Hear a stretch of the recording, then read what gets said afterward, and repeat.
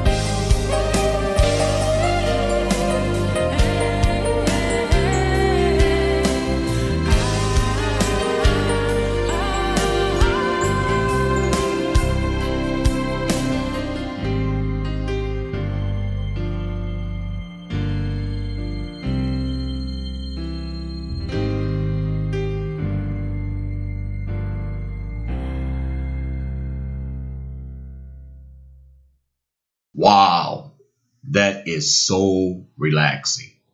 I hope it brought you a feeling of serenity and to a place of clarity. Just letting you know that everything will work out okay. Everything will be all right. I'm telling you, man, Every time I listen to it, it certainly works for me. Well, so let's get started. I just want to put this out there right from the beginning. This podcast is not only pertaining to relapse as far as drugs, alcohol, or any other addictions. We are open to all topics. However, our main topic is why do we have addictive behaviors and how can we overcome them? On episode 3 of season 5, I would like to use for a topic, don't neglect to reject. Don't neglect to reject. Now, this topic is something I have wanted to discuss for a while. It is not only pertaining to recovering addicts, but to all that have relationships that are not healthy for them. But, we tend to feel guilty if we choose not to engage in them, even though we know they're not healthy for us. I know so many people that feel that they have a responsibility to be involved with friends, family members, co-workers, or just associates out of obligation. Now, I personally have experienced this firsthand.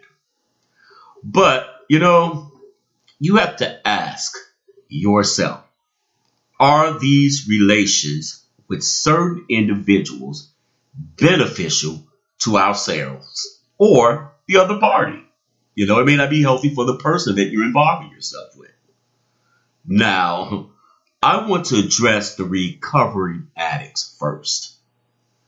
We as recovering addicts, a lot of times have difficulty of letting toxic relationships go. I have had several friends in my life that were what they would say, my ride or die. However, when I decided I wanted to get clean and focus on my recovery, the first thing I realized is that I had nothing really in common with these relationships except getting wasted. It is funny how your mind processes with clarity after recovery. And you realize that you really never had much of a real friendship with other addicts. You are only engaging with an illusion of what real relationships are, with a toxic substance controlling your physical, mental, and spiritual being. We must not neglect to reject if we want our recovery to be successful. Now, with that being said, I also came to realize that in my recovery, friends, family, co-workers, or just associates that were not addicts can also be considered negative relationships. I personally came to realize that just because you really enjoy certain relationships with others does not mean that they are healthy for you.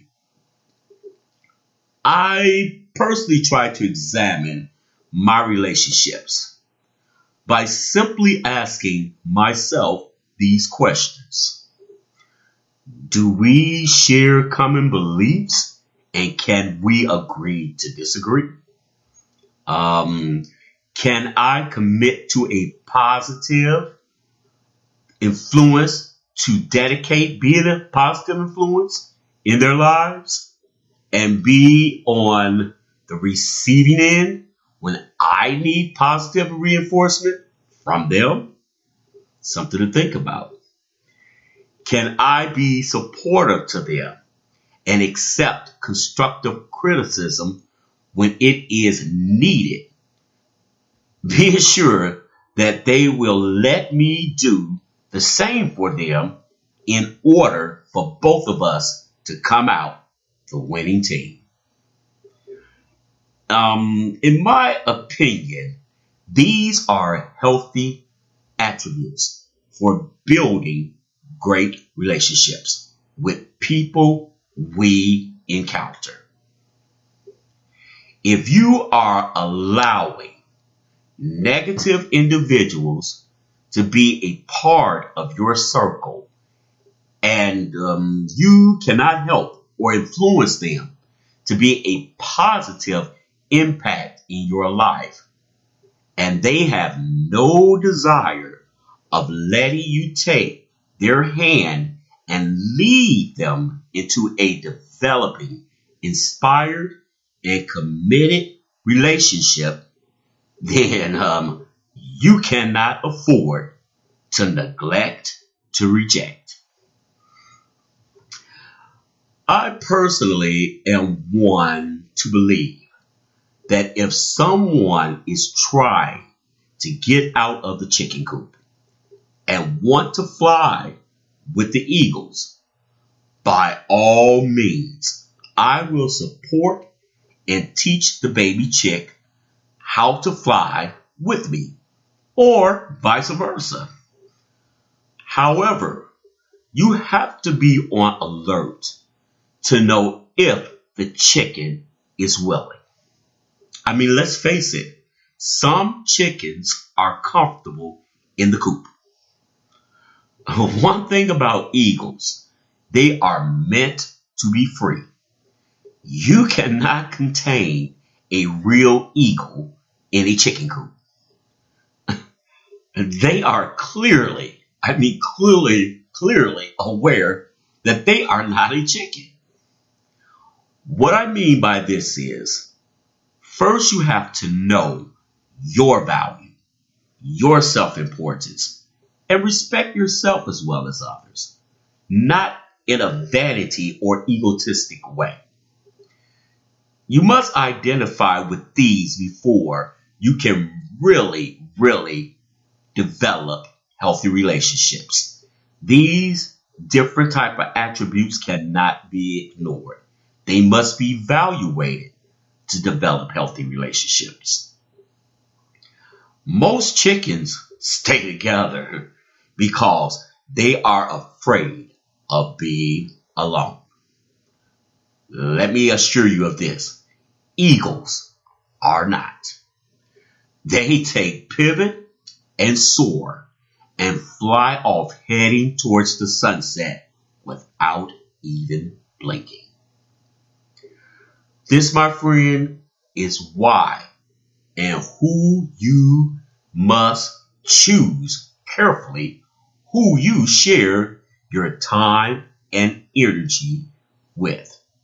Now, don't misunderstand me.